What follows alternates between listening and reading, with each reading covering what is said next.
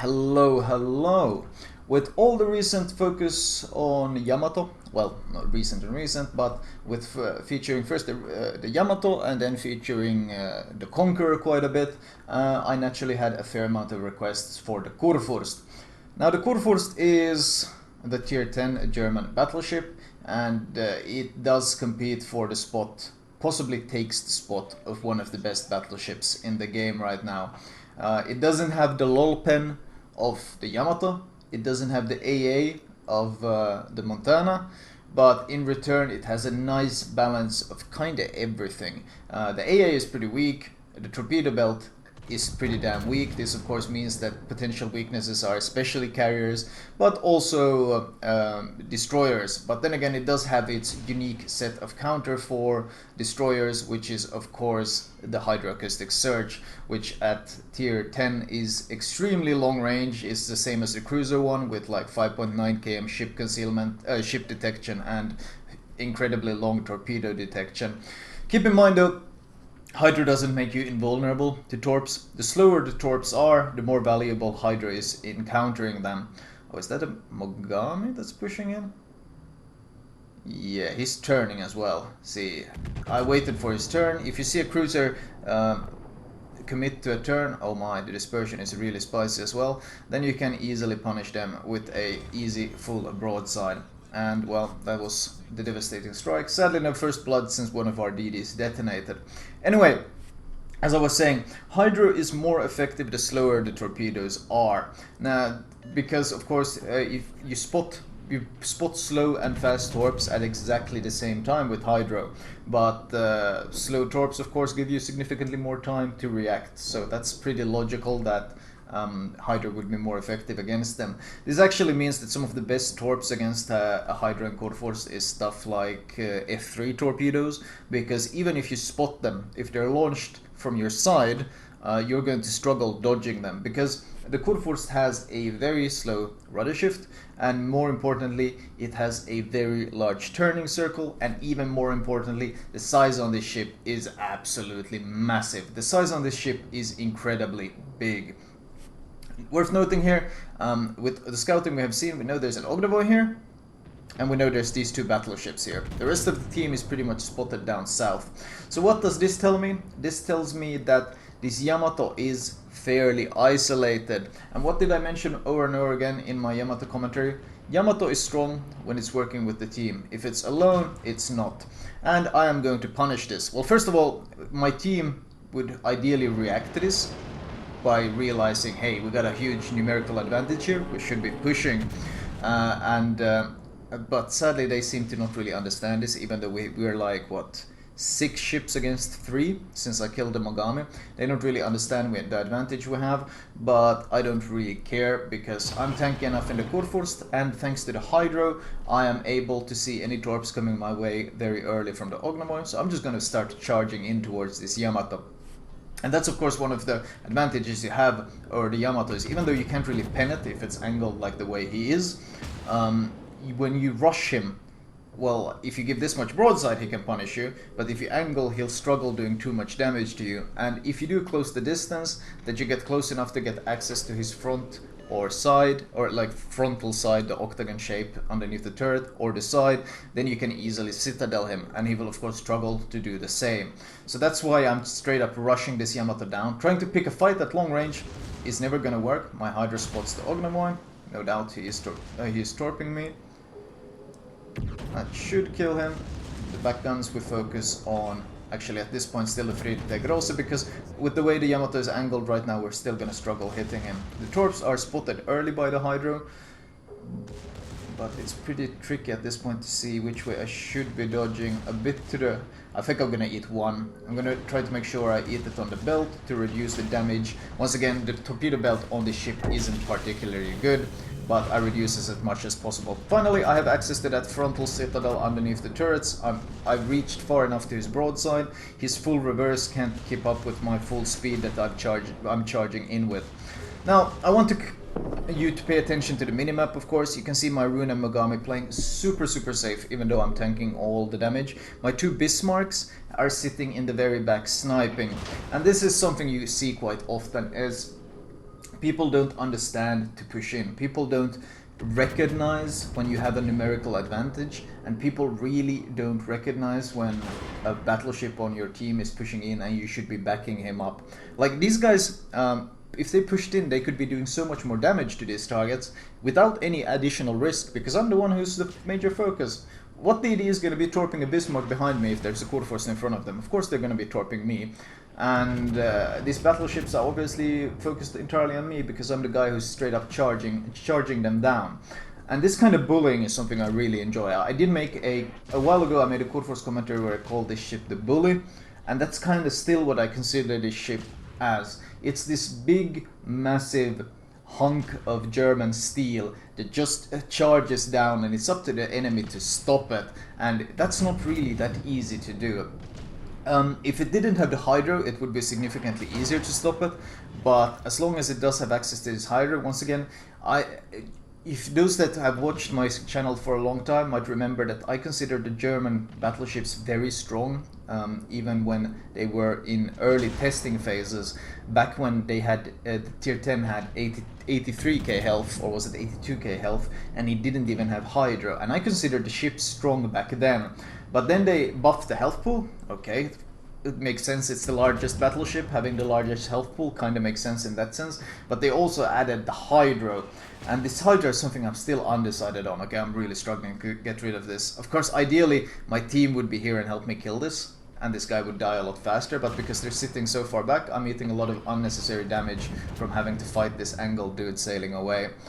And I really want to get rid of him before I start fighting the rest. Finally, he dies. Luoyang smokes up himself while contesting the cap, and well, I mean, if he's smoking himself up like that, I don't mind using his smoke. Yeah, he got spotted, so he had to smoke. He still lost a huge chunk of health to battleship AP, but of course this is a USDD smoke, so I don't mind parking in it, since he's put it up nicely for us, especially since their DD was last seen fighting a Yamato, which means there's little threat of torps.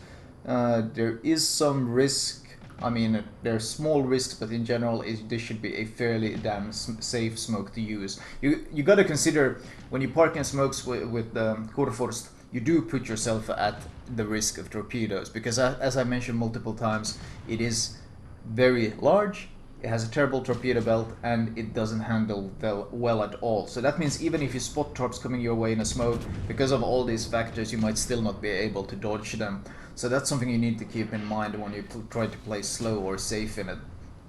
But I'm in a full duration US smoke, and my Luoyang is running Hydro, so they should be more than safe to park in. My Bismarcks are still playing extremely passive. If you look at my, the reason I highlight these two Bismarcks, because I want to point out their XP after this game, because this kind of sniping works if both teams are sitting back and sniping and passive. But if someone pushes in the way I'm doing in this game, pushes in aggressively, and these guys sit and snipe, you'll see the kind of XP rewards they get for this kind of play. It will not be very impressive at all. Both my DDs pushing up to Torp, which works quite well because they also scout for me at the same time. I'm trying to harass the Conqueror a bit, but he is angled, and once again, of course, this ship does not have the lol pen guns of the Yamato, so we prefer to go for broadsides. You might also notice that this ship, another weakness of the Großer Kurfürst, is terrible firing angles. The back turrets still can't fire at this North Carolina. I have to turn my entire ship to be able to fire my back guns at him, and by the time I do, he's actually already angled in. And this is worth noting, especially with the recent previews I've done of the Conqueror, because the Conqueror has very good firing angles. Now, once again, just like when fighting a Montana in Brawling, at first glance you would think, wow, this is going to be easy, I just Citadel him. Even though he has lowered Citadel, I really just need one or two couple of lucky Citadels and I should win this fight easily.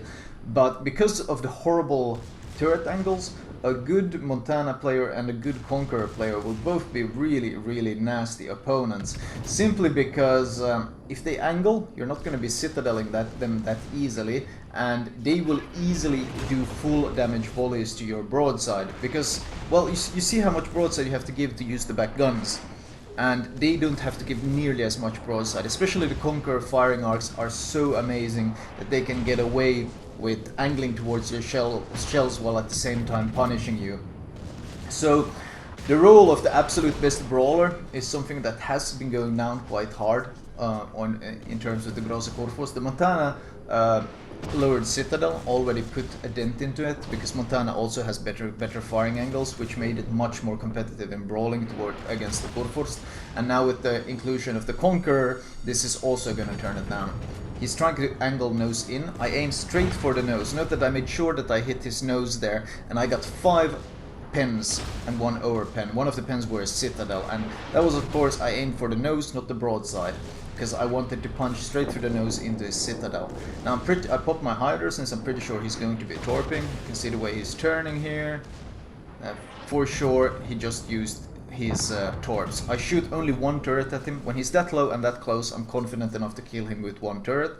So there was no point in wasting my entire volley at him, and I just shot the front turret at him and the rest of the guns at Chapayev.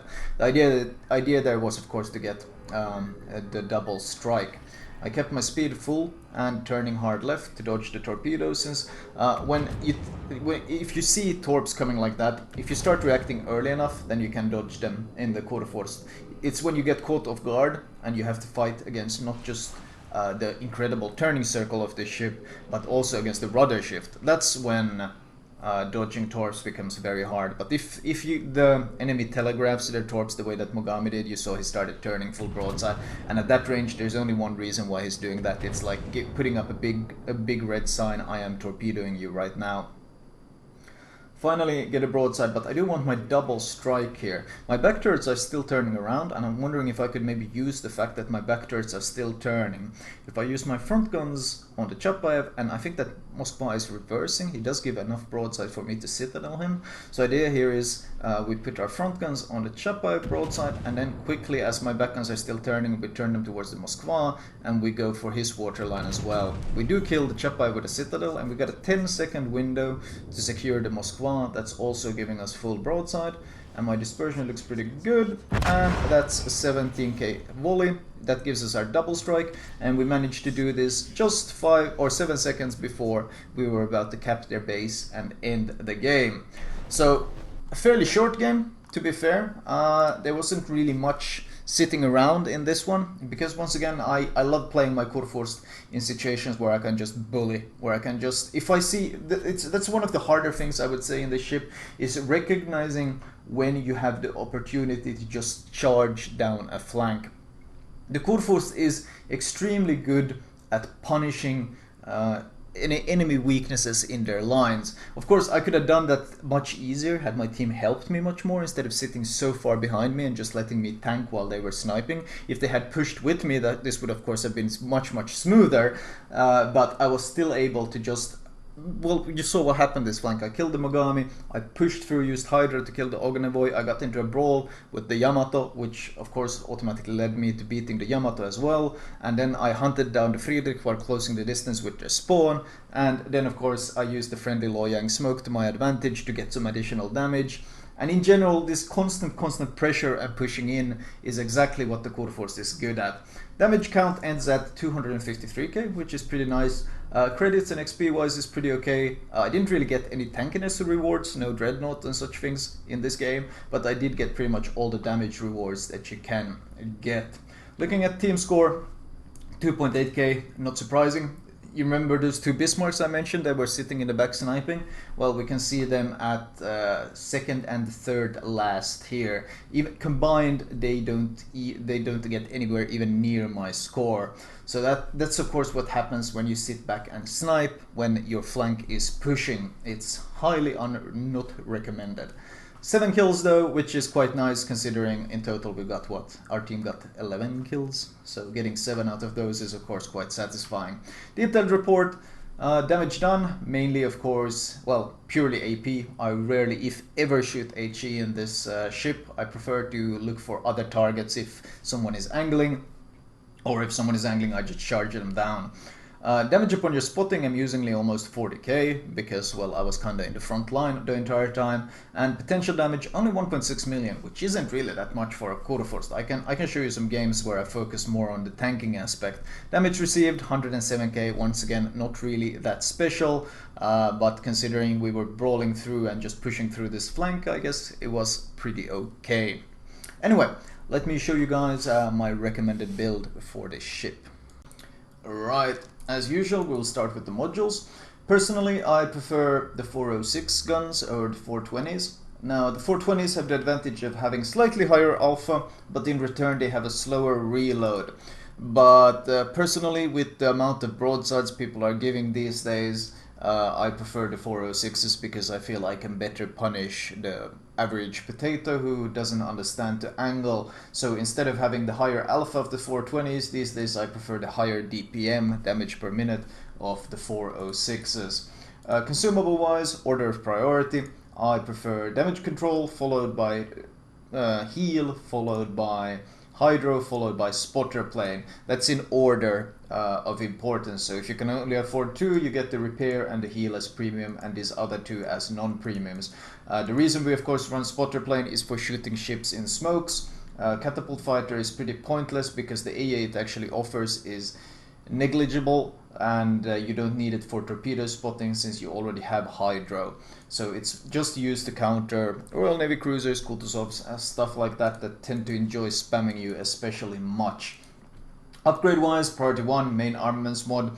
These guns tend to get knocked out a fair amount, especially since you're being shot in the flank or shot from multiple sides as you're brawling and so forth. I did briefly test damage control, increasing the repair from 15 to 21 seconds, but ultimately it wasn't as valuable as just keeping the turrets intact. Better dispersion, I don't value the AA guns that much. I mean, with the recent CV missions it might be a valid option because there's going to be so many carriers around, and the Kurfürst is of course a bit of a prime target for them, but ultimately I think the better dispersion is still more valuable. Main battery mod, faster reload, nothing to talk about here. Some people run gunfire control for additional range on their Kurfürst, and in my opinion these players don't really understand the strengths of this ship. You shouldn't be sitting super far back trying to snipe with this. If you want to snipe, play the Yamato. The Kurfürst has its own set of strengths which are not built around this super long sniping. Tankiness 1 and 2, because, well, it doesn't matter if you buff your rudder shift a bit, you're still gonna struggle dodging anything that isn't dodgeable thanks to Hydro already. And so I prefer the additional tankiness because of all the HE spam that will come your way, and the carrier focus and so forth. And of course concealment, target acquisition, pointless since we have hydroacoustic surge to make up for it. Captain perks wise, I'm running my same tank build I've been running for a while. I really enjoy this. Priority target is my first one. Mostly I use this to give advanced warning of torps. I mean, if you don't know how to use priority target, or if you find yourself that you're not really paying attention to the number as often as you should, then running preventive maintenance instead is not a bad idea. The second perk, Adrenaline Rush. Turret traverse is not that important since your turret traverse is already pretty decent, but I mean it's helpful, but it's not that super important. So this is one of those few battleships where I would go Adrenaline Rush first, followed by Superintendent for additional heal and hydro, followed by Concealment Expert. This is of course if you're leveling a new German battleship captain, this is the order. Once you have this, I would go for Fire Prevention, reducing those fire sources on the superstructure by 1, which is quite important, followed by faster turret traverse, and then finally basics of survivability, which of course stacks with the fire prevention flag, and it stacks with the reduced fire duration module. This of course greatly reduces the fires significantly, as you can imagine. Flag wise, once you have the build, heal, fire prevention, and a reduced reload time. With the recent carrier spam, of course, the AA flag might be quite nice. Secondary flag isn't bad either, since the Großer Kurfürst does have quite decent secondaries, but we don't really focus on those in the build since the guns are the bread and butter of the ship. The rest of the flags are mostly just XP bonuses.